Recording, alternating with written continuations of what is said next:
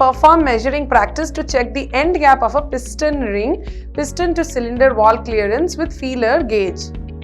নমস্কার, আমার নাম শর্ণী ব্যানার্জি আর আমি আপনাদের সকলকে আজকের অধিবেশনে স্বাগত জানাচ্ছি। ইঞ্জিন সার্ভিসিং এ ফিলার গেজ দিয়ে পিস্টন এবং সিলিন্ডার ক্লিয়ারেন্স পরীক্ষা করতে হয়। বেশি ক্লিয়ারেন্স হলে লিক হবে এবং ইঞ্জিনের কর্মক্ষমতা কমে যাবে। পিস্টন এবং সিলিন্ডার ক্লিয়ারেন্স ফিলার গেজ দিয়ে পরীক্ষা করা যেতে পারে।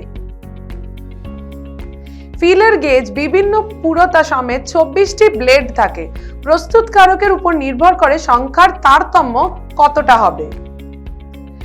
ব্লেডের পুরুত্ব 0.04 মিলিমিটার থেকে শুরু করে 0.63 মিলিমিটার পর্যন্ত হয়। এখন আমরা শিখতে যাচ্ছি কিভাবে ফিলার গেজ দিয়ে পিস্টন এবং সিলিন্ডার মাপা যায়। এই প্রদর্শনের শেষে আপনি সক্ষম হবেন ফিলার গেজ দিয়ে পিস্টন রিং গ্যাপ মাপতে, ফিলার গেজ দিয়ে পিস্টন সিলিন্ডার ক্লিয়ারেন্স মাপতে, প্রয়োজনীয় সরঞ্জাম এবং যন্ত্রপাতি।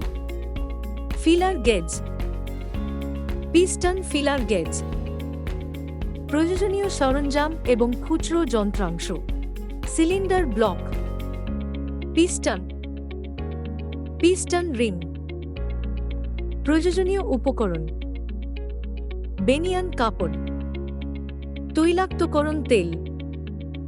অটোমোবাইল ইঞ্জিন একটি সিলিন্ডার এবং পিস্টন অ্যারেঞ্জমেন্ট নিয়ে গঠিত। এটি এইসব প্রধান অংশগুলি নিয়ে গঠিত: cylinder block, cylinder head, intake EBAM exhaust valves, piston, piston ring, crankshaft, flywheel. Piston সিলিন্ডারের ভিতরে পরস্পর আদান প্রদান করে।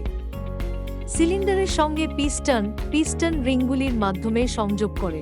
পিস্টন রিংগুলির প্রাথমিক কাজটি হল এমন একটি সিল তৈরি করা যা কম্প্রেসড এয়ার ফুয়েলের মিশ্রণকে রিংগুলি পেরিয়ে ক্র্যাঙ্ককেসে লিক করা থেকে প্রতিরোধ করে। যাই হোক, অনেক সময় ধরে ব্যবহারের ফলে এই পিস্টন রিংগুলি ক্ষয় এবং ভেঙে যাওয়ার ফলে সেগুলির কার্যকারিতা নষ্ট হয়ে যেতে পারে। এর কারণে ক্র্যাঙ্ককেসের মধ্যে কম্প্রেসড এয়ার ফুয়েলের মিশ্রণের লিক হওয়া সম্ভব। এর ফলে শক্তি কমে যায়। এই জাতীয় পরিস্থিতির প্রতিক্রিয়া হিসাবে টেকনিশিয়ান তার উপাদানগুলির পুঙ্খানুপুঙ্খ নিরীক্ষার জন্য ইঞ্জিনটি খুলে ফেলার দিকে এগিয়ে যায়। এখন আমরা শিখতে যাচ্ছি কিভাবে ফিলার গেজ দিয়ে পিস্টন রিং এন্ড প্লে এবং পিস্টন রিং ক্লিয়ারেন্স চেক করতে হয়। পিস্টন রিং এন্ড গ্যাপ পরিমাপ করা। সিলিন্ডারে একটি কম্প্রেশন রিং স্কোয়ারভাবে রাখুন। পিস্টনের মাথা দিয়ে এটিকে রিংয়ের নিচে ঠেলে দিন। রিংয়ের প্রান্তের ফাঁকে ফিট করবে এমন সবচেয়ে বড় আকারের ফিলার গেজটি বেছে নিন।